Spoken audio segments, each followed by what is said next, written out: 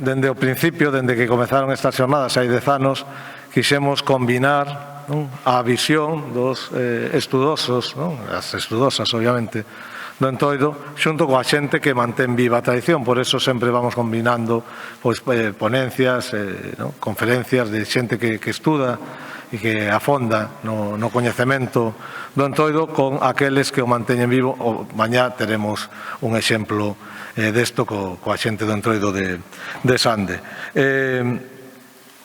Tamén quero decir que para nós, esquecíme de decirlo antes, pero bueno, como ainda temos mañán, é un placer, de verdade, volver a recuperar a presencialidade das xornadas. Todos sabemos o que pasamos estes 2 anos. O ano pasado decidimos facelas, a última hora decidimos facelas online, por non perder ese foro de debate sobre o Entroido. Fixémolo xa, botamos a casa pola ventá, porque fixemos 10 días de conferencias online, que están aí disponibles en internet para quen quera, pero este ano xa queríamos recuperar, entón pedimos ao Concello se nos podía mercar algún local así con un teito amplo para que, polo tema da transmisión do virus e amplitud, e dixeron, bueno, pues Santa Clara sírvevos, dixeron, sírvenos, e por eso podemos estar hoxe aquí, o noso agradecemento tamén. Bueno, Nieves Amado Rolán exerce como arqueóloga profesional dende hai máis de 30 anos, é licenciada en Xeografía e Historia pola USC e posgrado con mestrado de Técnicas de Xestión Integral do Patrimonio Cultural na rama de Arqueoloxía. Actualmente forma parte da sección de Patrimonio e Bens Culturais do Consello da Cultura Galega e do Grupo de Investigación Arqueolóxica da Universidade de Vigo, o GAAT. Foi colaboradora do Museo Arqueolóxico Provincial de Ourense, da sección de Arqueoloxía do Museo das Peregrinacións de Santiago e do antigo Laboratorio de Arqueoloxía e Formas Culturais do CSIC, hoxe Incipit. Na actividade arqueolóxica profesional abordou todo tipo de traballos como directora de proxecto, codirectora ou técnica, en solitario, en colaboración con outras empresas de arqueoloxía, coas administracións públicas competentes en patrimonio cultural e outras administracións, ou contratada por administracións e institucións académicas. Tamén traballou nos eidos da documentación histórica aplicado ao patrimonio cultural e no campo da etnografía material e inmaterial. En especial, ten publicado varios artigos e dado charlas en relación cos entroidos do Val do Támega e adyacentes. No eido das publicacións participou na edición e autoría de varios libros monográficos de temática arqueolóxica e etnográfica.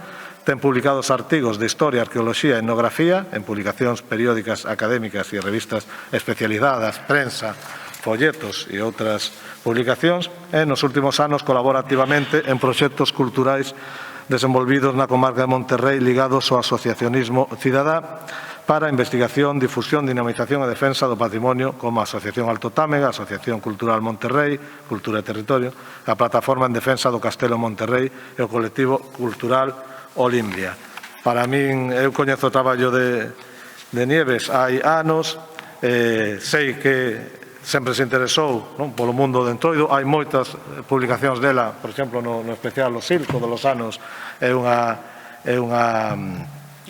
colaboradora, como se diría no mundo, é residente da revista, e, bueno, é un placer tela aquí. Sin máis, damoslle a palabra a Nieves. Moitas gracias. Bueno, pues moitas grazas, Rafa, e, bueno, grazas por a invitación. Eu creo que estuvera con unha amiga que teño por aí que veu comigo, creo que estuvera nas primeiras xornadas alá na Casa das Campás, pero, bueno, como inte nada máis, e estou encantada de estar hoxe aquí como relatora. Pero, bueno, imponme un pouco Marco. A verdade é que mo dixeches hoxe pola mañá e digo, pois non sei se o Entroido, desde logo, está a altura das circunstancias deste espazo, que é un espazo sagrado, como dicía Roberto de la Torre tamén, pero, bueno, eu non sei se estarei a altura, porque a verdade impón un pouco este Marco. Pero, bueno, está ben que o Entroido se veña a estes espazos artísticos sagrados, porque, bueno, ten moito paralelismo.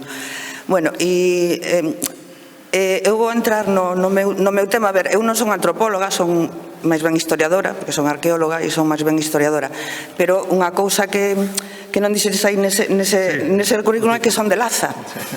Son de Laza e ahora mismo estou vivindo ali, por circunstancias personais estou vivindo ali, estou traballando en torno á comarca de Monterrey. Entón, para min o Entroido, é dicir, a investigación sobre o Entroido empezou porque son de Laza. Eu vivo o Entroido de Laza, non vivo outros Entroidos. Pero sí que me gusta coñecer todos os da miña contorna, digamos, e en xeral todos os de Galicia, porque a mí interésame toda a historia de Galicia, non? De feito, teño publicado tamén un que é o Entroido medieval, o sea, as fontes que se coñecen sobre o Entroido medieval en toda Galicia, non? Entón, a min, eu empecé a estudiar o Entroido porque son dunha zona de Entroidos, vamos, de Laza mesmo. Entón, bueno, como de Laza é bastante coñecido, de todas formas, si tedes algunha dúbida ou algo, pues me preguntades, ou se hai algunha palabra que non entendades porque está en dialecto tamagano, digamos, en dialecto galego de alá, tamén, por favor, preguntadme, porque a veces, sendo dali e controlando bastante do Entroido, pues igual dou moitas cousas por sabidas que non tedes por que saber, non? Pero, bueno, neste caso, vou falar un pouco do Entroido de Rebordechao, e vai a ser tamén unha especie de justificación para falar dos peliqueiros en xeral, non? Que, bueno, un tema que sí que pode interesar, pero que ao mellor non se coñece. Eu creo que coñezo bastante ben ese tema porque son de terra de peliqueiros. Entón, este Entroido de Rebordechao descubrino fai un ano, nada máis que un ano, destas cousas que se descubren así de casualidade, por un folleto que me chegou ás mans e que estaba publicado por a Comisión de Festas de Rebordechao. Despois vamos a entrar no que é Rebordechao, non? Pero era un folleto que fixeron entre os veciños para as festas patronais de agosto, e dentro dese folleto, entre cantigas e, bueno, un pouco de historia contada por eles daquela maneira, vexo unha foto que pon os peliqueiros. Entón quedei abrallada, porque eu sabía que, por exemplo, na zona de Sarreaus, que é limítrofe con Laza, había peliqueiros, pero, bueno, que salen, que se inventaron outra máscara parecida, que non sei moi ben por qué se inventaron esa máscara sendo peliqueiros, pero que non sabía é que traspasaran o Támega, o nacemento do Támega, a Rebordechao, que é unha aldea que está en plena serra de San Mamede. É dicir, eu sempre pensei que toda a serra de San Mamede os que campaban eran os felos de Maceda, non? De feito é así tamén, pero, bueno, neste caso, que é a aldea máis apegada ao cume de San Mamede, pois resulta que a súa identidade son os peliqueiros, pero son os peliqueiros que teñen influencia dos felos tamén, é dicir, teñen influencia, por un lado, dos felos, porque os teñen moi perto e porque incluso os visitan ou visitaban, e por outro lado dos peliqueiros. Pero eu estuve, desde que me enterei que tiñan peliqueiros, de todas formas vou bastante a Rebordechao porque é un sitio increíblemente fermoso, naturalmente, pois desde que me enterei vou máis, non, ali, e eles, digo, pero serán felos? Dicen, non, os nosos son peliqueiros, sempre chamamos peliqueiros, incluso piliqueiros, que como se di en Laza, na fala, porque convírtese en i, non, naquela zona e tal, pero os nosos son peliqueiros, e agora vamos a ver que sí. O que pasa é que sí que é, por eso lle chamo o lugar de conexión entre felos e peliqueiros, porque, aínda que a identidade son peliqueiros, teñen parte tamén dos felos de Maceda, non? E, por exemplo, esta foto que poño aquí na presentación, isto foi o Domingo Corredoiro, este Domingo Corredoiro que fun hasta ali a falar ca xente, fun varias veces, pero ahora teñen un centro social onde se reúnen, sobre todo os domingos, non? E fun a falar con eles e tiñan montado isto no centro social. Entón, é unha representación de uns cuantos disfraces que teñen eles, que a bella ou os vellos, que aquí se representa fiando, digamos, a madama, bueno, e outro tipo de disfraces, e os nenos, que non nos olvidan porque os nenos participan moito no Entroido. Entón, bueno, a mí fíxome gracia, non, ver aquela representación. Aquí na foto que non me saliu moi ben, pero faltame a morena, que tamén a teñen, pero xa vos la enseñarei noutras fotos, non? Entón, falando cunha muller que é moi entroideira dali e tal, quedábase mirando para estes bonecos e decía, é que os temos aquí porque eses somos nós. Decía, eses éramos nós. Entón, que pasou co entroido de Rebordechao? Para min é un entroido descoñecido e que ahora mesmo non se celebra como se celebraba, pero é que deixou de celebrarse no seu ritual completo fai 10 anos nada máis, é dicir, no 2010. Entón hai fotos moi recentes do entroido e ao mesmo tempo teñen a memoria totalmente viva e a ilusión e todo. Entón, o que falabades antes de que os entroidos do Macizo Central, moitos deles se conservaron a pesar do franquismo, aquí conservouse a pesar do franquismo, pero deixou de celebrarse nos seus rituais completos debido á despoboación.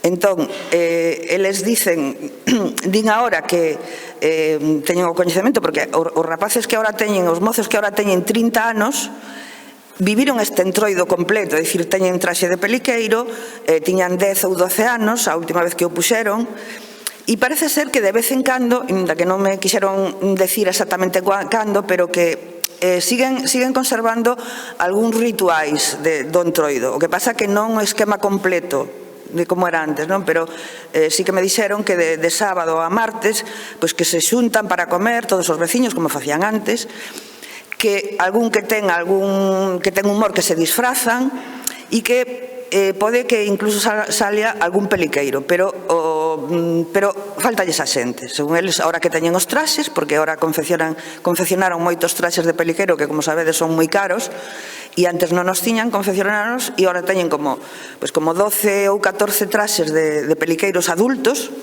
e como 30 traxes de peliqueiros de nenos e nenas, non? Entón, por iso lle chamo dorminte, porque en realidade non é un entroido desaparecido, é un entroido que está aí latente, que fan algunhas cousas, pero que o teñen moi vivo, non é un entroido que desaparecera fai 30 anos ou 40 anos, o sea, está aí, pero faltalle esa xente, pero teñen a memoria totalmente viva, vamos. Entón, pois bueno, vou falar un pouco do que é Rebordechao, porque outra das cousas que creo dos entroidos é que as máscaras, sobre todo as máscaras rituais, como decías antes, non os disfraces, sino as máscaras rituais, están moi pegadas á terra de onde veñen, é dicir, a terra e a contorna de onde naceron e as circunstancias socioeconómicas da zona. Entón, quero que coñezades un pouco Rebordechao, porque é unha zona fantástica, ademais, para visitar en calquera época do ano. Esto lo oye. Podemos por... Oye aquí, así, aquí, sí, ¿no? Aquí. Vale. Bueno, pues eso, a presentación territorial, que xa digo que para min as máscaras están ligadas totalmente á terra. Así como decía María Ángeles, que eles... os dos silos de Valdeorras están ao leste, digamos, do Macizo Central. A Serra de San Mamede, sabedes que é o límite oeste do Macizo Central, non? Aí están todas as serras máis grandes de Ourense, o Parque Natural do Invernadoiro e San Mamede cos 6.600 metros de altitude. E, bueno, xa vedes que ao leste, vedes onde está, por exemplo, para que teñades referencias, onde está Lázano, que é un dos puntos de influencia, e onde está Maceda, que é outro dos puntos de influencia deste entroido, máis ben os povos de Maceda, Tioira, Castro, de Escuadro e tal. Onde está Sarreaus, por exemplo, e Rebordechao está, aquí está o cumio de San Mamede, 1.618 metros, pois está aquí, xusto aquí debaixo, neste regato, ahora vemos noutro plano. Bueno, pois aquí xa temos outra vez a Serra de San Mamede, a ver, Rebordechao, aí tedes aí Rebordechao, aquí nace en San Mamede, nace o río Arnoia, é dicir, por Rebordechao pasa o río Arnoia. E despois aquí neste recorte que puxen un pouco máis ampliado temos a Rebordechao, que é a parroquia, constituye parroquia, pero resulta que Rebordechao son dous lugares. É Rebordechao, a aldea propia, que é bastante grande, como casi todas as do Macizo Central, é unha poboación bastante concentrada, e despois ten aquí abaixo, seguindo o Val do Arnoia, aquí onde pon Casetas de Gando, a Ermida. Isto é outra parte de Rebordechao, é unha cousa moi curiosa, é dicir, a toda esta zona chamolle a zona das tres vertentes, porque aquí nace o río Arnoia, en San Mamede, e despois aquí na alberguería, xusto aquí encima, nace o Támega e a menos de 1 kilómetro hacia o oeste nace o Limia. É dicir, son 3 vertentes que realmente constituyen unha zona bioxeográfica impresionante, porque ten moitísima auga, ten moitísimos nacentes e unha vegetación increíble. E claro, ten outra cosa tamén, que aquí son todo pastos. Entón, a gandeiría que existe aquí é toda a gandeiría, sobre todo vacuna, o sea, en extensivo. Todo o mundo ten, ahora non todo o mundo ten vacas, ahora uns cuantos teñen moitas vacas, antes era ao revés, antes todo o mundo tiña 2 ou 3 ou 4, todo o mundo, ahora son menos gandeiros, pero con moitas vacas, non? Entonces, é que todo isto influye moitísimo no entroido e na celebración do entroido, todas estas circunstancias socioeconómicas, digamos, non? Entón, Rebordechao, que é eminentemente gandeiría de alta montaña, ten este poboado que se chama Casetas da Ermida, o sea, chamase a Ermida, que son, aquí non vive naide, pero ten rúas e casas e tal, son casas impresionantes, preciosas, donde utilizaban os baixos para os currais das vacas, para meter a erva e tal, e sobre todo porque utilizaban, estes pastos son os pastos de inverno, é dicir, son os pastos do entroido. E saberedes que vai a ter repercusión no que era o entroido de Rebordechao, non? O sea, eles levaban o gando a serra, arriba, a San Mamede, os pastos de San Mamede no verán, son os pastos de verao, e no inverno, neste val, que é un val preciosísimo, o da Ermida, pois aquí traían as vacas, aparte que as tiñan aí, están sempre nos prados, sempre están as vacas nos prados, non? Aquí son os pastos de inverno. Bueno, esta é unha vista de Rebordechao para que vexades o emprazamento, que é unha maravilla. Está sin un lombeiro, pero ten os cumios de San Mamede, pois é a aldea que está máis perto do cumio de San Mamede. Bueno, algunhas outras vistas, a arquitectura típica, ainda que, bueno, o pobo está bastante estragado, como todos, pero bueno, a arquitectura típica pois era de pizarra, que é unha zona toda de pizarra, con pasadizos, e, bueno, unha aldea típica de aquí desta zona. Logo, pois, o que decía, ten moitísima auga, porque hai moitísimos nacentes non só 2, 3 grandes ríos estos, que se os tapamos ali, media provincia de Ourense quedaría sin auga, sino tamén de moitísimos outros regatos, non, que van a dar a estes. E, bueno, pois ten rutas, ahora mesmo o Concello de Vilar de Barrio está potenciando moito a zona do Macizo Central e de San Mamede, entón están creando rutas naturais moi boas, moi bonitas, como esta, por exemplo, bueno, poño por o exemplo da auga, que ali, inda que haxa sequía, tú vas ali e sempre ves auga por todas partes. E, bueno, por exemplo, o Pozo dos Mouros, non, que as típicas lendas de onde se aparecían os mouros nas fervenzas estas, que hai multitud delas ali, porque hai moita presa para regar os prados e todo isto. Bueno, e estas anteriores, as que vos puxen antes, eran as fotos de arquitectura do propio pobo de Rebordechao, e estas son fotos do lugar este da Ermida, do complemento gandeiro de Rebordechao, é dicir, ten unha arquitectura impresionante, preciosa, porque parecen casas, de feito, hai algunha hora que está aproveitada, non para vivir, pero bueno, para ir ali a pasar días e tal, pero xa vedes a arquitectura, que é unha mezcla de pizarra e de granito, e os pastos, non? Os pastos de un valciño onde se xuntan aquí o Arnolla e 3 ou 4 regatos máis, entón é unha paisaxe verde impresionante, moi bonita. Bueno, as vacas as que están na serra, no Brao, e as que están abaixo na Ermida no inverno.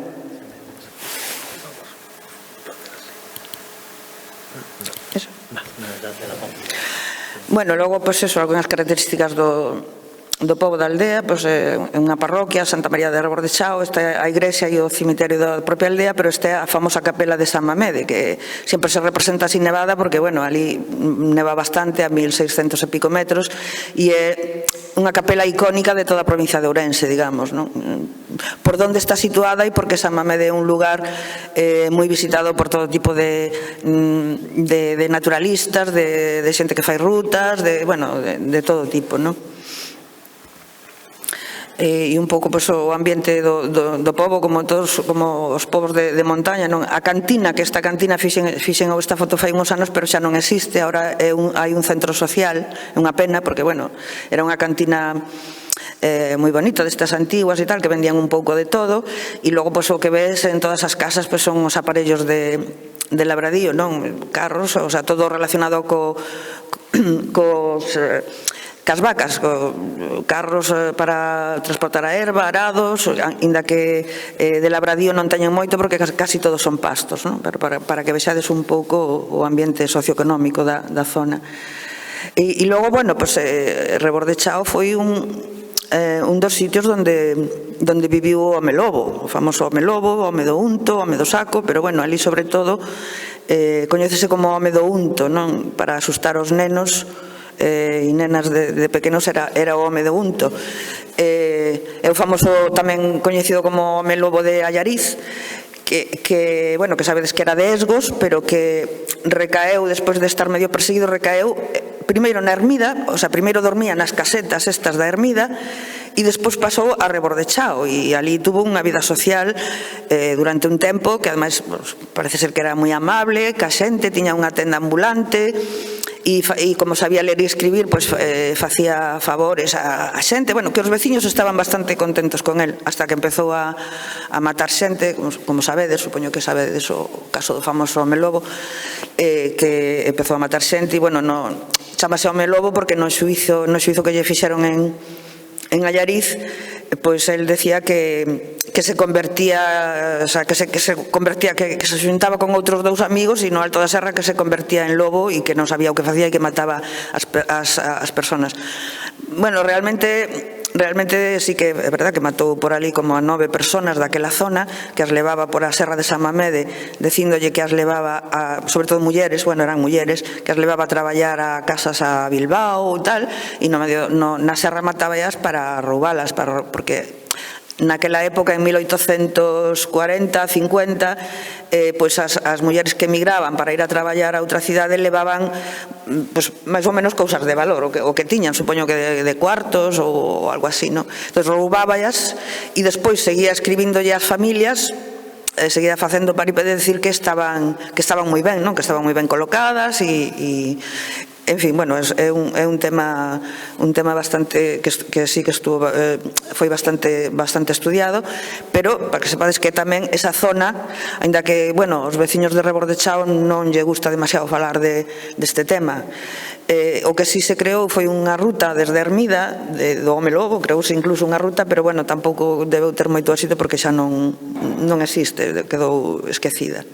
E despois, un dos maiores problemas que acucia esta zona é o famoso parque de Rebordechao, que é un parque eólico enorme.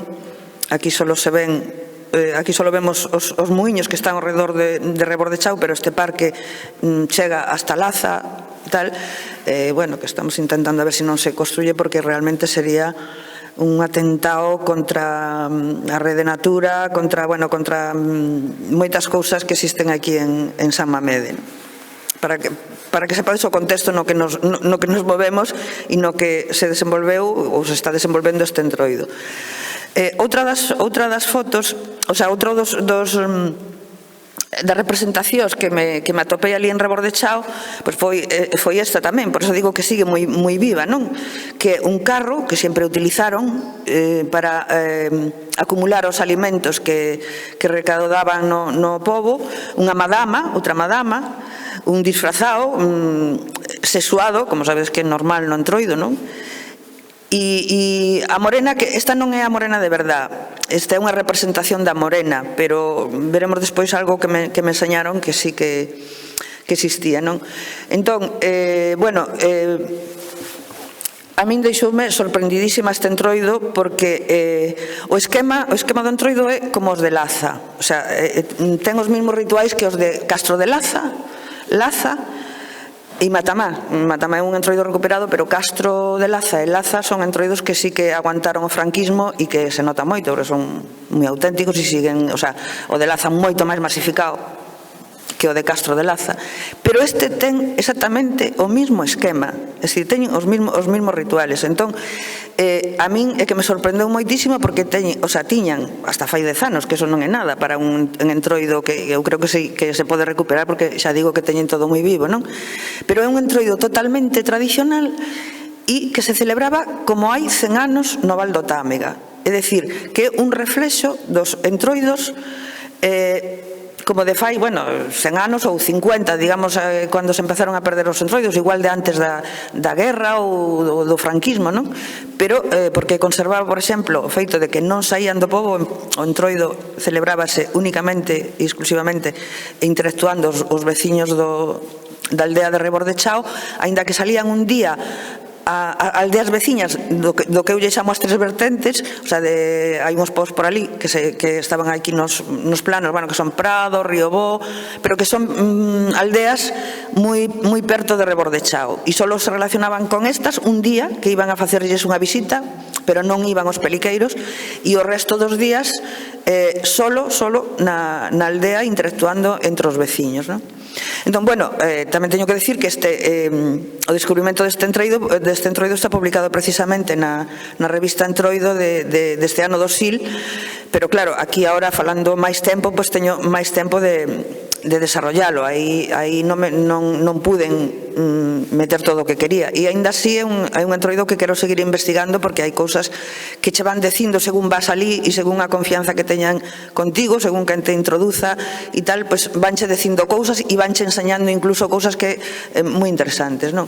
Entón, eu aquí poñía que é como un tesouro que estaba aí agochado na Serra de San Mamede, que é un lugar de inflexión e de conexión entre os felos da Bisbarra de Maceda e os peliqueiros da Bisbarra de Laza. E precisamente lle ven a influencia, curiosamente, eu que son arqueóloga, e a ti tamén che gustan os castros, supoño, de dúas aldeas que se chaman Castro, que é Castro de Escuadro, o de Maceda, e Castro de Laza, que o xa no Val de Támega, o aldea de Laza, onde decimos que se fai un entroido e que hai peliqueiros, non? Entón, eles que están no medio, digamos, xeográficamente, aínda que están, creo que un pouco máis perto de Castro de Escuadro, tamén lles queda perto Castro de Laza e, sobre todo, sempre se relacionaron moitísimo ca parroquia de Castro de Laza, que é enorme, é dicir, Castro de Laza colle hacia o Sil, digamos, hacia outro lado, o macizo central, é enorme, colle Correchouso, é dicir, é enorme, ten moitísima montaña. Entón, sobre todo con Correchouso e os povos da montaña de Toro e Camba, sempre se relacionaron moito os de Rebordechao. E supoño que, por un lado, venlle por aí a influencia, porque, de feito, eles, como xa dixen, a súa identidade da máscara principal son os peliqueiros, pero alugaban os traxes tamén en Castro de Escuadro, e parece ser que os alugaban porque lle resultaban máis baratos, según din eles. Os de Castro de Laza estaban como mellor confeccionados e eran como máis finos e máis caros, e os de Castro de Escuadro podían alugar a mellor 3 ou 4 traxes que llos deixaban todo entroido e despois devolvíanos pois cando unha semana pasada o entroido e moito máis baratos, non? Iso é o que poño aí máis ou menos nese resume, que xa digo que a mí sorprendeume, e logo, aquí enumerei o que son as máscaras e outros personaxes do entroido, os peliqueiros.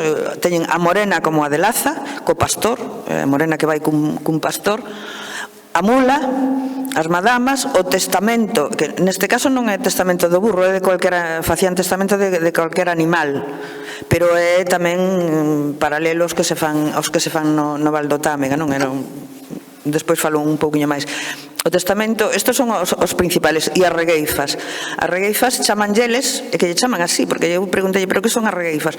E eles chamanlle as regueifas a procesión que facían o luns de entroido, unhos vestidos de vellos e outros de madamas ou de outros disfraces calqueras que percorrían a aldea con carros que estaban tirados por mozos, é dicir, mozos xunguidos. Tiraban dos carros, encima dos carros iban algunhas mozas e algunhas nenas e nenos cantando, e ao lado dos carros pois iban outros disfrazados, non? Vellos e bueno, e outro tipo de disfraces, non? Entón iban polo pobo, iban cantando tamén, e había outros que iban polas casas pedindo comida, non? Entón toda esa comida que xuntaban chegaban á praza principal, bueno, ali onde está agora o centro social, pero que sempre foi un pouco o sitio así máis amplio do pobo, poñían todo no carro e comían en comunidade. Eso é moi típico dos entroidos tradicionais. Eso. Bueno, pues non me... Ai, que era aquí, claro. Bueno, non sei se me dará tempo, pero eu tamén quería falar un pouco dos peliqueiros, porque toda esta zona pues, é moi rica, non? Aquí fixen un plano da distribución destas máscaras que todos coñecedes, fixen das máscaras nas que eu penso non, que está clarísimo que todas teñen a mesma base común, o sea, o traxe é o mesmo traxe, só que evolucionado un pouco según os anos que teñan, evolucionado un pouco en cada comarca. Entón, por un lado temos os felos de Maceda, por outro lado temos os peliqueiros da zona de Laza, por outro lado temos os cigarróns da zona de Verín, e dentro da zona de Verín, bueno, xa non puxen aquí non puxen unha fronteira porque tamén están os zarramanculleiros e as máscaras de Cualedro e da Xironda, que tamén son o mesmo traxe, evolucionado tamén de outra maneira, ou sin evolucionar, ao mellor, é dicir, que igual... Entón, este plano fíxeno, a primeira vez que fago un plano desto, teño que melloralo porque creo que é interesante. Non o fixen sobre un plano actual, sino que o fixen sobre un plano das antiguas xurisdiccións de antes de crearse os concellos, non?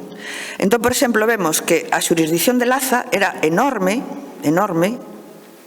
é dicir, bueno, aquí arriba esta era máis que xurisdicción, era un coto que é o coto chamábase o couto de Rebordechao e Cabo de Arnoia, non? Esta zoniña de aquí. A xurisdicción de Laza, que todo isto collía Campo Becerros e Portocamba. Sabes que en Campo Becerros tamén se recuperou o entroido e tamén hai peliqueiros. Collía parte, o sea, eso agora pertence ao Concello de Castrelo do Val, a zona de Campo Becerros, non? E despois hai outra zona de Castrelo do Val que tamén está entre peliqueiros e cigarróns, pero que tamén son peliqueiros, que é Vilar, son os povos de Vilar e Pepín, bueno, esta zona de aquí do norte de Castrelo do Val. Entón, entre o grande que era a xurisdicción e que collía eso, que collía zonas de Castrelo e algunhas zonas que eran do coto de Serboi, que se chama e tal, pois en toda esta zona a máscara principal, o sea, leva o nome de peliqueiro. Estos son a zona dos peliqueiros. Bueno, e a zona de Sarreaus, que me olvidaba, a zona de Sarreaus, xa lindante con Xinzo, donde, a parte da capitalidade que é Sarreaus, había peliqueiros tamén en Freixo e en Freande, sitios a donde teño que ir, porque sei que aí había peliqueiros e comerciaban tamén, o sea, quero dicir que ali o aluguer de traxes estaba a orde do día, non? Ali un traxe de peliqueiro non o tiña cualquera porque é bastante costoso, non? Pero había xente en cada aldea destas que tiña tradición que se dedicaban a confeccionalos ou, bueno, a invertir en 2 ou 3 traxes que logo alugaban a distintas aldeas que non tiñan traxes, non? Entón, bueno, pois eso, a zona de Monterrey, do que é a xurisdicción de Monterrey, que era máis pequena que a de Laza incluso, pois onde están os cigarróns e logo pois esos zarramonculleiros que supoño que vos sonarán, de Cualedro e da Xironda, que son, é dicir, a base do traxe é a mesma en todos, solo que tamén dependendo do rol, é dicir, da dinámica da máscara, compórtanse de distinta maneira, non? Que eso tamén é o principal da máscara, porque, bueno, mesmo despois de todo o traxe é o traxe e podelo pôr como queiras, pero eu creo que a personalidade dunha máscara, que é o ritual, o que fai, é o máis importante desa máscara, non? Entón, bueno, pues eu creo que se conservou moi ben en toda esta zona o dos peliqueiros e é curioso, por eso a min me chocou tanto descubrir que en Rebordechao había peliqueiros e que me deixou, o sea, sabía un pouco, o sea, eu pensei que non superaban o Támega, aparte da, digamos, un pouco da excepción de Sarreaus, pensei que non superaban o nacemento do Támega hacia arriba, o sea, sempre pensei que eso era zona de felos. Bueno, e entón, para poñervos un pouco tamén da orixe dos peliqueiros, este texto que dunha recollida de José Rodríguez Cruz, que tamén falou antes María Ángeles, que colabora na revista de Entroido e é un estudioso, un investigador daquela zona, sobre todo da Raya Seca, ele é da Gudiña, pero investiga toda a Raya Seca e tal. Bueno, este texto é increíblemente importante porque eu creo nel e porque é o antecedente dos peliqueiros, é dicir, o traxe de peliqueiro que coñecemos agora é un traxe que non vai máis atrás do século XVIII. Pero antes está claro que, é dicir, que a implantación e que a irradiación que ten, que hubo algo. E ese algo precisamente ven dos povos da montaña, é dicir, desta zona que vos enseñei, por iso é tan importante describir a zona xeográfica do Macizo Central, que son povos gandeiros, que tiñan moitas peles, de aí ven o de peliqueiro, non? Este texto que eu vou ler para que vexades o que eu penso, e ademais creo que é así, que a orixe do peliqueiro. Isto está recollido en Campo Becerros, no Entroido de Campo Becerros, por Cruz, por José Rodríguez Cruz, e ademais está recollido no século pasado, é dicir, que a persona que yo contou, as persoas que yo contaron, estaban referíndose a un Entroido, pois, ao mellor dos anos 20 ou como moito dos anos 50, pero que aínda existía no século pasado. E di, polo empardecer, coa trisca xa armada, sabes que a trisca eran esta especie de bailes que se facían nos currais dos povos, escoitábase ao lonxe o ruído ensordecedor de chocallos e esquías acompañados de aturros que construían unha barafunda infernal. Estaban entrando no lugar un grupo de enmascarados que eles bateaban co nome de piliqueiros. Viñan de povos veciños arriba da serra, estes enmascarados vestidos con traxes feitos de peles curtidas de animais, anónima a cara, algúns tapábana con careta feita tamén de pel e outros con caretas de cartón e papéis. Cinto con chocallos ou esquías e na man unha especie de látigo para bater, un simple pau cunha correa na punta. Non deixaban calles nin recanto por visitar, hasta chegar ao baile, corrían detrás dos nenos e os nenos tiñanlle moito medo. Bueno, pois é unha descripción dun peliqueiro que ademais leva o nome de peliqueiro, que para min é o antecedente dos actuales traxes de peliqueiros, que a xente que non sabe moito ou de historia ou non se dedicou a investigar, pois eso, pensa que os traxes de peliqueiro que veñen da noite dos tempos. Sí que poden vir da noite dos tempos a través destas outras máscaras, pero non do traxe actual, que xa digo que non vai máis atrás do século XVIII, ese traxe. Entón, bueno, quería, despois, se me credes si dá tempo e me credes facer algunha pregunta máis, pois, bueno, desta zona e dos peliqueiros creo que controlo bastante, pero, bueno, vamos a avanzar con isto, non? Como decía, aquí teñen por exemplo, estas dúas fotos de arriba son as máis antiguas que me puderon conseguir os veciños de Rebordechao, que son, esta é de Laza e esta é de Rebordechao, pero son dos mesmos anos, dos anos 60. Entonces, bueno, aquí están, esta é unha composición que fixereu para outro traballo, pero onde están, como se chaman, as distintas partes do traxe, non? E sabedes que, bueno, os traxes, claro, na montaña e ao ser alugados e tal, están menos cuidados, pero non por eso son menos fermosos. A mí me parecen fermosísimos, la verdade. E tamén me parece fermosísima esta foto de abaixo, cun pai e dous nenos. Esta foto é dos anos 2000 ou por aí, bueno, ca neve, claro, que ali en Rebordechao nesas datas hai moita neve. E xa un peliqueiro do 2010 que é igual que os do Val de Laza, exactamente igual. A única diferencia que non levan as medias levan as medias como de cristal e levan calcetís, porque eles mesmos dicen que ali fai tanto frío nesa época que para que non lle resbalen as medias e para pisar en neve teñen que por calcetís por dentro, non? Entón, bueno, esta sería o que se chama a estática da máscara, non? O que o traxe. ahora comparados cos felos de Maceda, non? Estes son de Rebordechao, son exactamente igual que os felos de Maceda, porque son traxes alugados en Maceda, o sea, en Castro de Escuadro. Que diferencia teñen? Bueno, primeiro teñen a diferencia da dinámica, que xa veredes que o comportamento non, ahora que vou a ir, o comportamento non é o mesmo, e sí que teñen, por exemplo, as pañoletas dos peliqueiros, neste caso representan peliqueiros, aunque os traxes sean de felos, as pañoletas, os felos ou non levan pañoleta ou levan por dentro das charreteiras, vale? E estes levan pañoleta. Logo, os felos levan un callado, unha callada, e os peliqueiros levan unha zamarra, vale? Os felos non levan ligas, e os peliqueiros de Rebordechao levan unha liga, o sea, levaban, porque ahora mesmo os traxes que teñen xa levan 2 ligas igual que en Laza, pero levaban, curiosamente, unha sola liga na perna esquerda. Que, bueno, estas ligas podense un paralelo das do que se chamaban as xarreteiras de militares, e curiosamente na orden da jarretera inglesa levan solo unha liga na perna esquerda. Moi curioso. Esta de abaixo é a foto que vos decía que descubrín no folleto que pon os peliqueiros, o sea, no folleto que publicaron os veciños de Rebordechao, vedes que casi todos levan solo unha liga, que foi unha cousa que me chocou moitísimo. Os traxes son traxes alugados en Castro de Escuadro, está claro. Pero bueno, os máis parecidos, que estos son realmente, levan a media negra e tal, estos son clarísimamente de felo, non?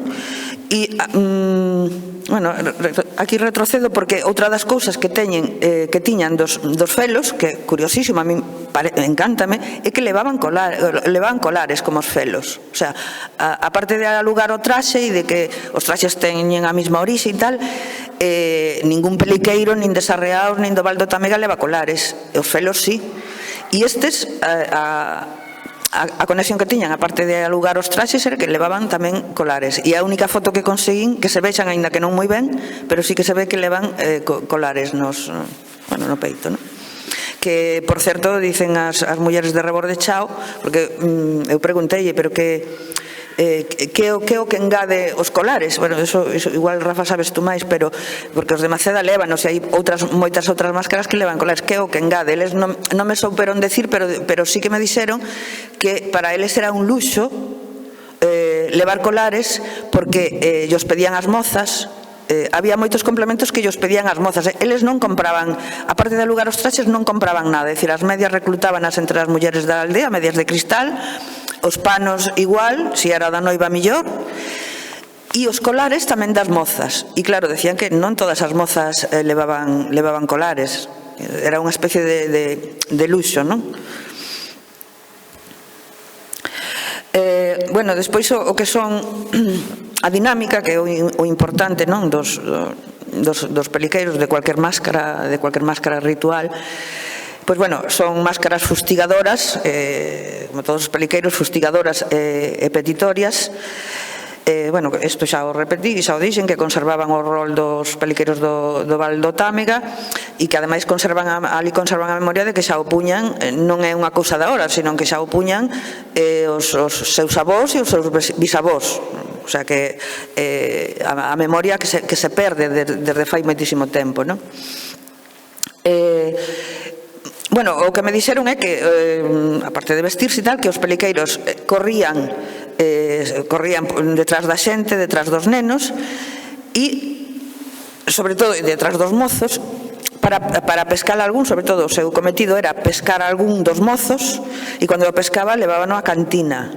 E ese mozo tiña que pagar, ese mozo ou ese home ou que fora, tiña que pagar pois unha ola de viño, unha rolda de viño e tal, que iso é unha das funcións antigas dos peliqueiros. Tamén recordaban que antigamente pedían pesetas, e co que xuntaban era para contribuir ás comidas comunitarias, digamos, a todo o que é comunitario, porque este entroido era esencialmente comunitario e de cohesión social e comunitaria, non?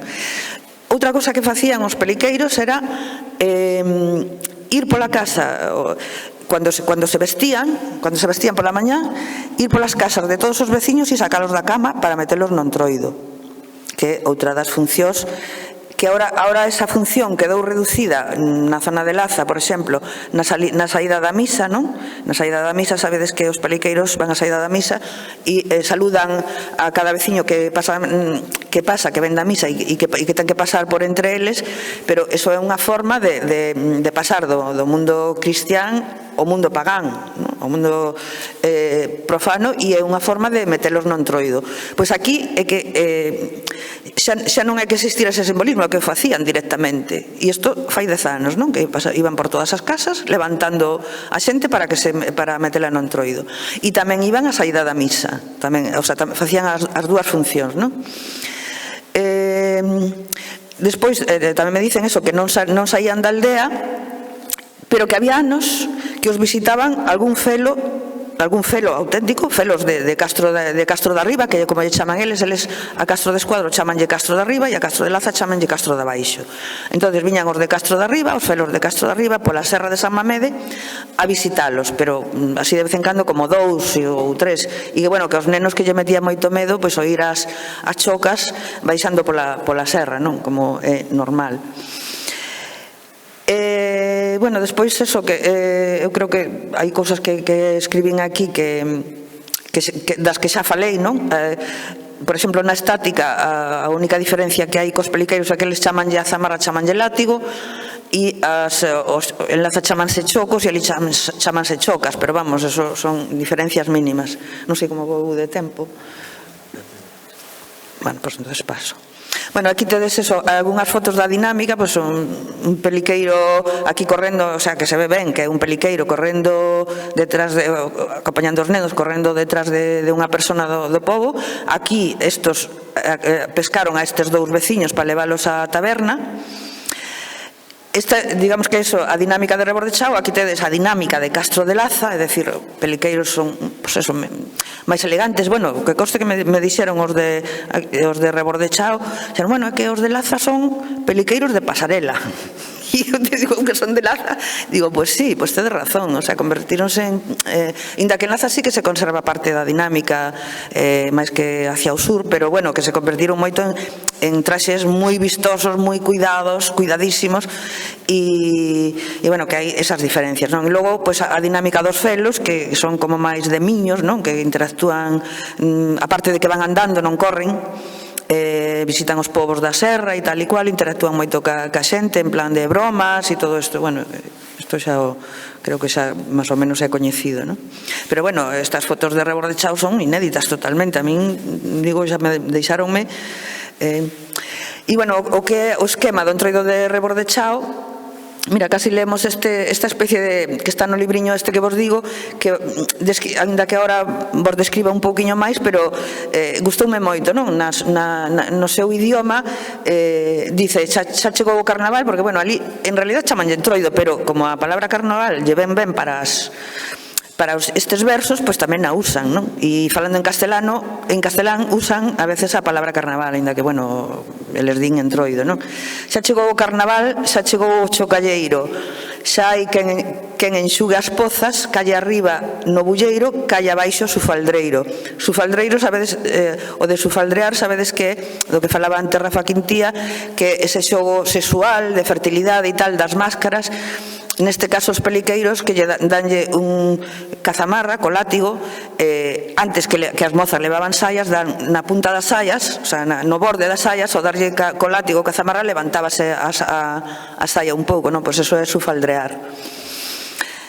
Entón, bueno, eso, calle arriba no bulleiro, calle abaixo os faldreiros. Xa buscan os rapaces nos fallados os seus disfraces. Era outra característica de que ali non se compraban disfraces, tampouco, estamos falando de Rebordechao, porque é auténtico tradicional, non se compraban disfraces, sino que todo se aproveitaba do que había nos fallados e do que xuntaban entre os veciños, non?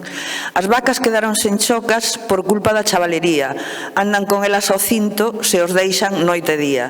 Xa sabedes que nos sitios onde se poñen peliqueiros, antes do entroido, os mozos ou os nenos, para entrenar nesa figura, pois poñen solo o que son as chocas para entrenar, non? E tamén para digamos, para recibir o entroido, non? Que xa empeza a época de ruídos e tal, e por un lado entrenan como peliqueiros e por outro lado anuncian, digamos, o entroido, non? Os mozos falan que as mozas son de facer o fiadeiro. Temos que arranxar un entroido o mellor do mundo enteiro. 10 tejas de farelos deberíamos xuntar para que o domingo fareleiro o podíamos celebrar. Logo ven o corredoiro, hai que mollar a palleta, botai auga a mulleres que xa me arde a chaqueta. Por último de carnaval, con luns e martes de entroido. Nistes tres témola que armar, aunque non teñamos traxes, podíamolos arrendar. Troulearemos noite e día con morenas e peliqueiros, bailaremos, beberemos e rondaremos, asegúrovolo compañeiros, os rebordiegos este ano seremos os primeiros. Aquí, bueno, un pouco dos personaxes e dos actos principais que teñen vanos describindo un pouco eles mesmos, non? E, bueno, como xa dicen eles, o entroido de Rebordechao comenzaba 15 días antes, o sea, no domingo fareleiro, que se chama. O domingo fareleiro, onde se tiraban farelos, fariña, ovos, e se tinaban, ali dicen chinarse ou tinarse, con caferruxe das cazolas, potas, carbóns, corchos, por todo o corpo, non? Logo, o domingo corredoiro, siguen cos tines estes e cos farelos, pero xa podían salir os peliqueiros, desde o domingo corredoiro. E xa iban, bueno, a misa xa para cando salen os peliqueiros que xa teñen algunha función da súa dinámica, non? Xa salían, xa iban a misa para ir metendo a xente no entroido. A xente participaba co que podía, e disfrazándose ou portando roupa para disfraces. O domingo, luns e martes de entroido eran os días propios e especiais. Había peliqueiros, morena como a de Laza, pero sin formigas, ali non había formigas. Botábase un testamento dun animal morto durante o ano. Durante o ano había madamas, maragatos, vellos, a mula, todo saía do pobo, non se compraba nada, como vos decía antes, agases o aluguer dos traxes, non? A mula, que me fixo moita gracia, da mula non teño fotos, só teño a referencia desta xente que o ten aínda eso moi presente. Era un animal, un zootropismo destes, de homes convertidos en animais, que hai en moitos sitios, por en Viana, que se chaman en Campo de Cerros, se chamaban en uns sitios chamanse a mula falsa ou a mula secas, pero que a mula, non?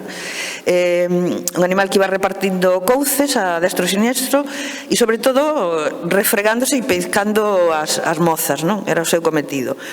Eran tres homes metidos debaixo dunha manta. O primeiro é o que se metía cas mozas, que as pellizcaba, que se refregaba contra elas. Se as mozas se defendían ou alguén quería apartalo, o de atrás era o que pegaba as couces, non? E decíame unha muller en concreto de Rebordechao que lle tiña un medo tremendo a esta mula porque se metía na cantina onde eles estaban e levaban, os que iban dentro da manta, levaban chancas, o que son os zocos que se usaban antes, pero con ferraduras, é dicir, con reforzo de ferro. Entón, claro, se lle daban couces, pois dice que a veces que mancaban a xente, porque era unha máscara bastante bruta, non? Neste sentido, que lle tiñan medo. Pero, bueno, debía ser simpática, non sei. Despois a morena, miradas, estes son os cornos que conservan en Rebordechao, que son inmensos, son os cornos auténticos da morena. Non conservan, en realidad non era moito máis, non? O único, o sea, non conserva o pau, este que conserva a morena, que era un dos que salía con ela, puxo en vez de un pau un ferro, non? E este é o fillo, pero bueno, tiña ali, pero os cornos son inmensos, e o que era isto, a morena, eran estes cornos cun pau por detrás e unha manta tamén. Non tiña cabeza de vaca como en Laza, a morena ten unha cabeza, esta non tiña cabeza. Encima dos cornos, aquí encima puñanlle o que é unha molida, sabedes o que é unha molida, non?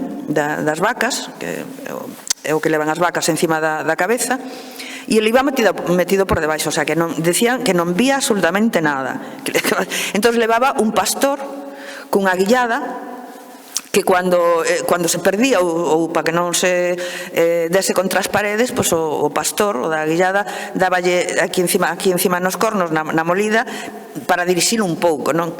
Aquí o que me dicen é que a morena que se metía con todo tipo de mulleres, homes, con todo o mundo que estaba no entroido, non só cas mulleres, como a de Laza un pouco tamén, que tamén se mete un pouco con todo o mundo, aunque ten unha das funcións que ten é a de meterse tamén, a de descornar as mulleres, porque é outro do xogo este sexual e tal. O das regueifas, que vos decía antes, que me parece moi interesante, porque pois eso, o dos carros, que antes vos lo contei de memoria e agora teño aí escrito, que iban cantando e tal, que iban pedindo, pero tamén roubaban a comida. É dicir, un dos xogos de cohesión social que había da comunidade era que cando iban así disfrazados, iban polas casas e roubaban a comida. Pero, bueno, os donos da comida das casas dice que a veces xa o facían a propósito. En concreto me falaban de mulleres que facían un flan e que xa o deixaban a propósito para que yo foran a roubar. É dicir, que era un xogo permitido de cohesión, non, da comunidade. Pero, bueno, eso, que roubaban, e que iban aos galiñeiros, entraban nos galiñeiros e roubaban os ovos, e todo eso iba ao carro comunitario para despois comer en comunidade ao aire libre na Praza do Pobo. Despois, como decía, o martes a saída da misa botábamos o testamento, a foto de 2010 me parece que é, de un dos últimos testamentos, e a min pasaronme un testamento inédito que o teñen sin votar, pero que non me deu tempo, tampouco é cuestión de ler un testamento enteiro, non? Pero sí que transcribín 2 ou 3 versos deste testamento que me pasaron, porque estaba escrito así de cualquier maneira, e xa digo que xa me dixo este home que é o que vota, que ainda non o votara ningún ano, e estaba dedicado a un zorro, pero era a verdad que simpático, non? Sobre todo tamén porque decía que bueno, son 2 ou 3 versos, nada máis, eu creo que me dá tempo. Tratarei de contar a historia da miña vida. Isto é o zorro que fala, claro. Tratarei de contar a historia da miña vida esmendrellada. Nin foi vida, nin foi nada, todo foi unha carallada. Quen a min me ia decir que acabaría deste xeito, predicando as miñas andanzas para que todo o mundo ría a conta das miñas chanzas. Como queira que foi a cousa, eu nacín na alberguería. Por iso vos falaba antes dos povos que están na contorna, que o nacemento da alberguería é o nacemento do Tame, é dicir, que isto das 3 vertentes dos 3 ríos, non? E como se relaciona o Entroido con estes povos que están xusto ao lado, non? O zorro dice: eu nacín na alberguería, fun un zorro moi pavero, todo o mundo me quería. Rondaba por Paradiña, Prado, Riobó e Borrán. Os povos que vos decía que están no Arnoia e no Limia xa, están no río Limia. Bueno, rondaba por Paradiña, Prado, Riobó e Borrán, onde o carallo dos veciños sempre me zapurraban o can. Escapaba para a alberguería e collía para as arruás, que é outro pobo. Facía a xogarreta e despistaba os cas. Volví ao día seguinte por ver de atopar algo onde afilar o dente, pero debo protestar, pois nos povos non había siquera para xantar. Bueno, este é o comezo do testamento, que o testamento é moi largo e despois vai repartindo as partes, porque o zorro este non tuvo un final, digamos, moi... acabaron, por o que vin, acabaron, pois, bueno, como se facía antes cos zorros, que casi como que os torturaban, non? Que os esfolaban, non? Bueno, o zorro non acabou ben, entón o zorro morreu e este testamento sigue, pois eso, repartindo as partes entre os veciños do pobo.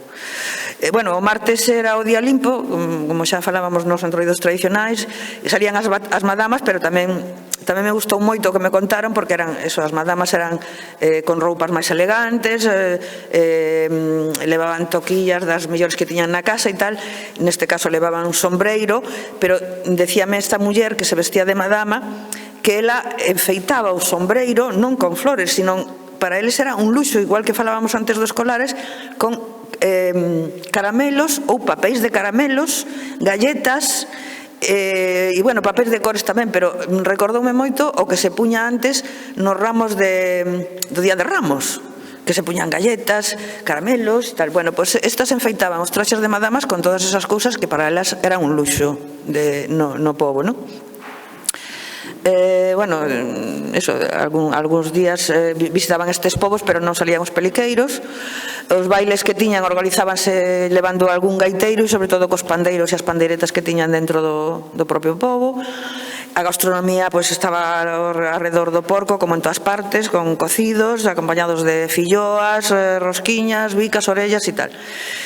E, bueno, o que decía, que actualmente o que me dixeron o domingo corredoiro é que de sábado a martes que se siguen xuntando para comer xuntos, que algún se disfrazan e que mesmo pode sair algún peliqueiro espontáneo, pero non é o esquema de participación que tiñan antes, como quero repetir, fai solo 10 anos que se perdeu este este entroido desa maneira, non? Pero que sigue moi viva a súa memoria entre as xentes de por ali. E que realmente para min, bueno, non sei se para vos, pero para min atopalo, que non coñecía, como un tesouro, non? Aí agochado na serra.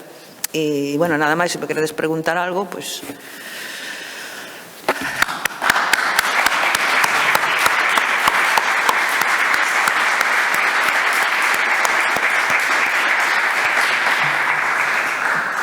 Agora, entón, abrimos un breve turno de preguntas a Nieves e despois, se queredes repreguntar a alguén dos poñentes anteriores, está o micrófono por aí e podedes facer, e con eso clausuramos. Nada, mencionaste ao comezo a vella que saía co fuso ou fiando, que mencionaste ao comezo, sí, a vella que saía confuso ou fiando ou algo. Sabemos algo da función que facía esa personaxe ou... O da vella que sale na primeira foto, dis? Sí. A que sale fiando? Sí.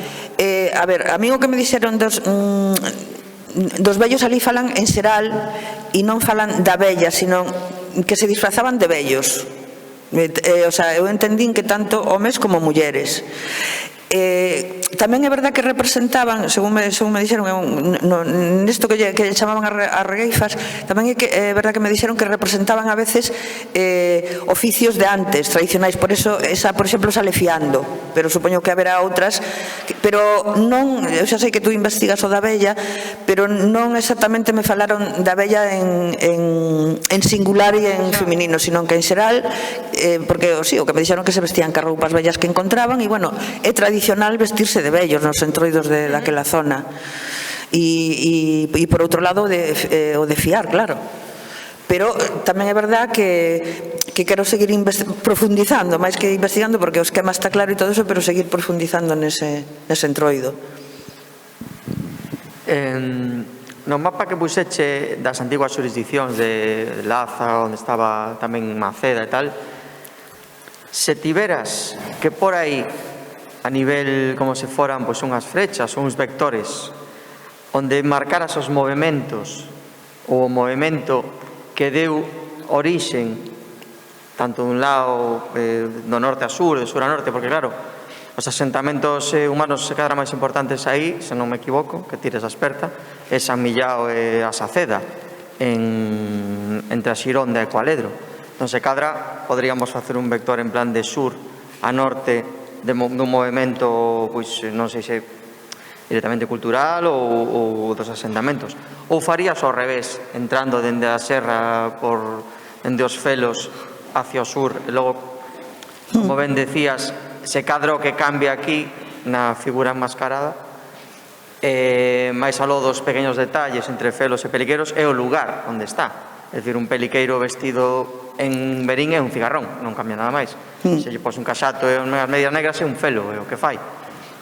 Se tiveras que mollarte, dibuixar aí nese mapa unhas frechas de cal é a orixen ou cal é un pouco a ramificación, o farías e cal sería? A verdade, eu creo que eso está sin clarificar e non sei cuánto se tardará en clarificar.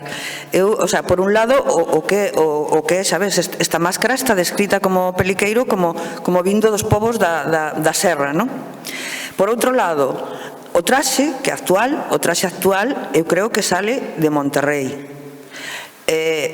Sale de Monterrey por unha cuestión, e é por o acantonamento de militares que sempre hubo en Monterrey. É dicir, o traxe de cigarrón é un traxe militar, o de cigarrón ou de peliqueiro, bueno, este traxe é un traxe militar. E, o sea, estes militares, o rexemento, o batallón dos literarios, o rexemento provincial de Monterrey, a guerra da independencia, os franceses, os ingleses, ali todos pasaron por Monterrey e todos pasaron polo Val do Támega. E eu sei que en determinadas épocas, eso está escrito, que, por exemplo, na zona de Laza, iban os soldados e prestabanlle as chaquetas, ou xa, o sea, fora de servicio, digamos, fora das guerras ou do que fora, das batallas. Sí que é verdad que había mozos que puñan esas chaquetas de soldados, e iso está recollido no Val do Támega e tamén en Maceda. Por eso non hai nada escrito, é que non hai nada escrito e non hai forma de encontrar a orixe, non. Para min a orixe dos peliqueiros é esta máscara que está describindo aquí Cruz dos povos da serra. Ahora ben, que se transformou porque houve unhas circunstancias históricas claro, sabedes que aquelo é a Raya e que Monterrey foi un castelo que foi unha plaza forte que estaba ao servicio da defensa da Raya, era a súa defensa. Entonces, claro, por ali pasaron, xa che digo, todo tipo de soldadesca, non? O a chaqueta de peliqueiro, unha chaqueta, unha chupa de militar, non hai dúbida ningún, é dicir, incluso pode ser que o gorro, a pel de atrás sea destes militares que non me acordo como se chama, granadeiros creo que son, non sei como é que levan o mismo, levan unha especie de mitra con unha pel por detrás. A cara da careta, pois a min, é dicir, eu son licenciada en arte tamén, o sea, teño especialidade de arte e, por exemplo, recórdame a certas cousas napolitanas. É dicir, a cara do peliqueiro, bueno, pues aí un virrei de Nápoles foi un dos condes de Monterrey, por exemplo. Eu non digo que veña da cultura dos condes de Monterrey, non creo nin que sean oxeadores da caza dos condes de Monterrey, nin cobradores de impostos, nin moito menos porque non ten moito sentido. Pero sí que pudo irradiar de alguna maneira nese aspecto, no aspecto militar de toda a soldadesca que pasou por ali, que anduvo por todo o Val do Támega, é dicir, que ali hubo batallas en todas partes, entre cos portugueses, cos franceses, cos ingleses, de todo tipo, e andaban, claro, a vía natural de entrada desde Portugal é o Val do Támega, que pasa cerca de Rebordechao. Además, bueno, tú ben sabes como é, Laza, Castro, a vía antigua, que era unha vía romana, pasaba por aí, por a Alberguería, e despois pasaba ao Arnolla, e por aí anduvo todo tipo de soldados, e xa te digo que hai documentado como que, claro, non se documenta que foran peliqueiros que despois se meteron no Entroido, pero sí que andaban intercambiando as chaquetas dos soldados. O sea, eu máis que eso, que é a miña teoría propia, non podo decir da orixen porque non, pero si hai algún sitio de onde poden salir flechas tal, é de Monterrey. ¿Más preguntas?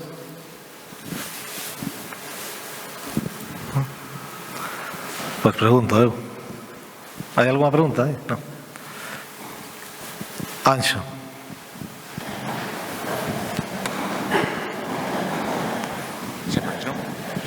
Hola, perdón. Máis que pregunta, é realmente unha reflexión, no, do que estades comentando agora. Tendo en conta que como tipo de máscara, centrándonos no dos peliqueiros, que evidentemente a súa función fustigadora realmente non é só evidentemente desa zona, toda Europa tiña ese tipo de máscara, non?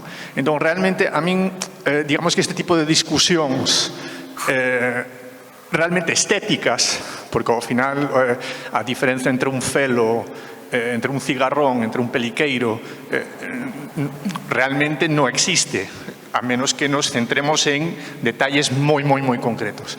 O que sí que me interesa desta zona é a máscara errante, no sentido de que vai máis alá da súa zona de acción.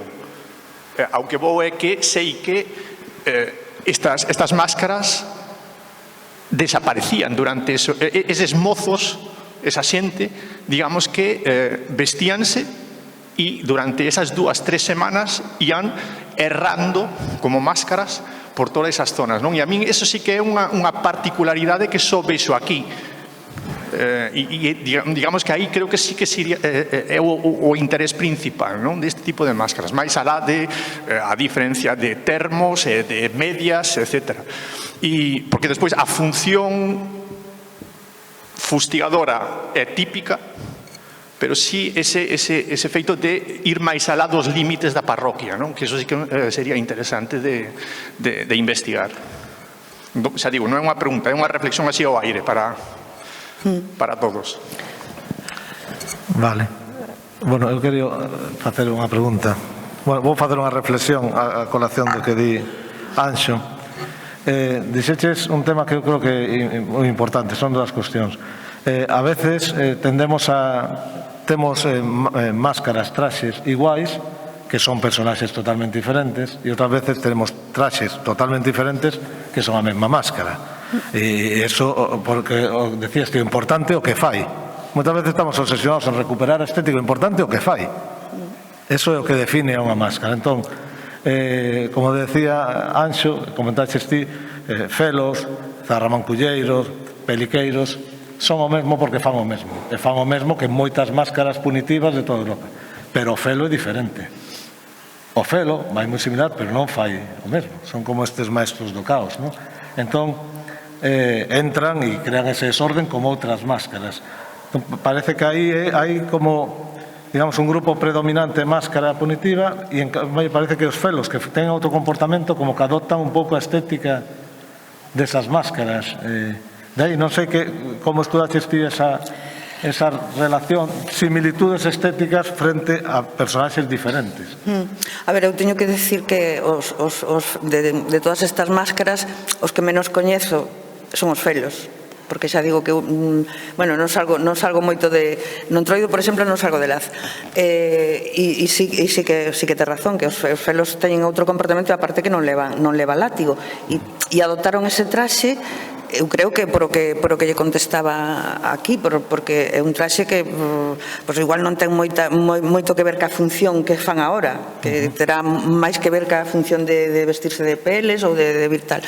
Entón, bueno, neste caso a verdade é que, xa se digo, non che podo contestar moi ben porque os dos felos sei máis ou menos como se comportan, pero sí que son moi distintos e de feito eu creo que, bueno, sabedes da rivalidade que hai entre Laz e Verín por os peliqueiros e os cigarros e tal. En cambio, os de Maceda, os da zona de Maceda, vamos, porque son tioiras, son os povos da zona da Bisbarra de Maceda, consérvanse, non teñen ningún tipo de rivalidade con Laza, ningún, porque son distintos, porque son distintos. Eles sí que os de Maceda, que veñen moito a Laza, o Entroido, admiran bastante o Entroido de Laza, pero están aí e nunca trataron de imitar nin nos a eles, nin eles a nos. É curioso, pero bueno, aparte deso, eu profundamente non sei como se comportan os felos, pero non fui máis alá, non profundicei máis, pero por eso tamén, neste caso, é a conexión, non? Porque estes teñen os traxes dos felos, pero viñan os felos tamén ali, é dicir, que conocen o comportamento dos felos, pero adoptaron a personalidade do peliqueiro, que, bueno, é outra circunstancia interesante. Parece interesante eso que comentabas, porque normalmente se tende a falar, bueno, o felo e o cigarrón se diferencian en que un leva medias, botas... Non, se diferencian no que fan, porque o que fai un felo é máis parecido ao que fai un careto ou tal. Entran nas casas, crean o caos, enganchan a xente. E outro que che quería comentar é respecto do da vestimenta, non? O tema de que moitas veces se tende a adaptar a personaxe polos elementos estéticos que ten hoxe en día, que iso é como decir que o cristianismo é do 2022 porque o párroco vai con vaqueiros. Bueno, o vaqueiro é do 1800, non? Os jeans. Pero é un pouco absurdo. O tema da roupa militar é que o primeiro que facías cando te disfrazabas era coller roupa militar que había na casa. Da mili, usouse sempre, non?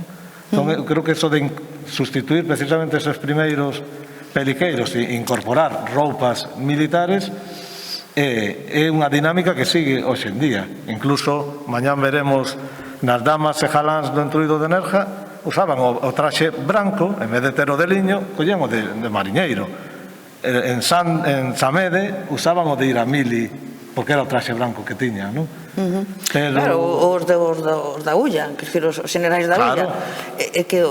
O sea, eu creo que non son máis modernos os xenerais da Ulla na estética que os periqueiros.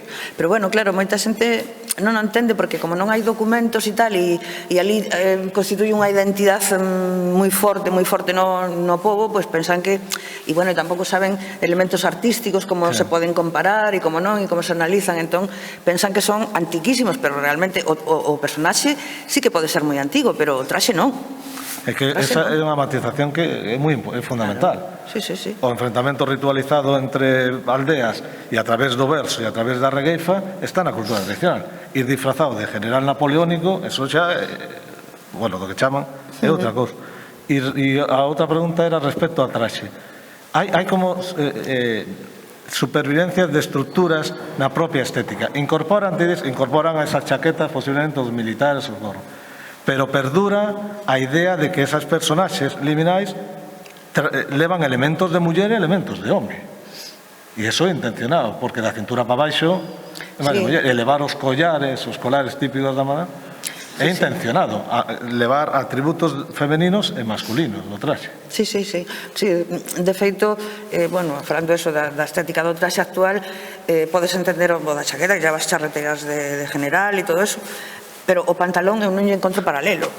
O pantalón non lle encontro paralelo en ningún sitio. Non o ten, pero bueno, xa digo, son cousas do traxe nada máis. Eu creo que sí que hai un elemento antigo que se incorporou ao traxe, que son os chocos, as chocas ou chocos. E pode que a zamarrenda que fora pero que se describe aí, a zamarra ou o látigo, que o de fustigar tamén pode, seguramente é máis antigo, pero son os dous elementos máis antigos, o demais é bastante moderno.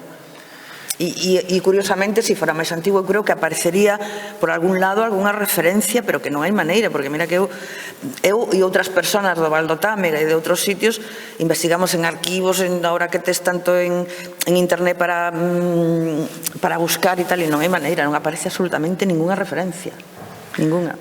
E ti non crees entón que eses pantalóns tan particulares dos cigarróns, os dos felos, non é unha evolución, unha exageración, unha versión barroca por exemplo, os pantalóns que levan as máscaras de Manzaneda, os felos de Esgur, dos poloros de muller? Sí.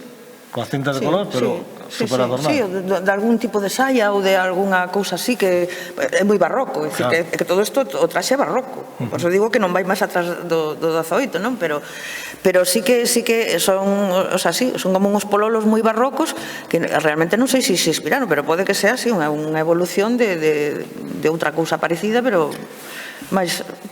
Eu non me explico isto, pero bueno, sí que é verdad que máis atrás de máis de 200 anos non teñen eses, nin o pantalón, nin a parte dos, bueno, os chocos e a zamarra así, pero demais non.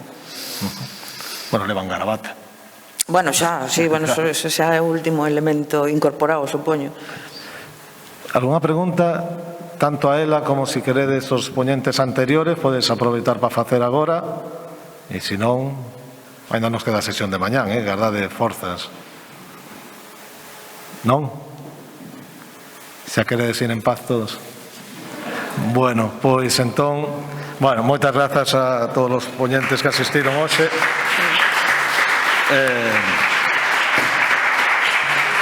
A Carlos, a María Ángeles, a Carlos Ares, Carlos García, e a Nieves por vir hoxe a estas xornadas. Emplazamos vos para mañán, a mesma hora, ás 6, comezaremos.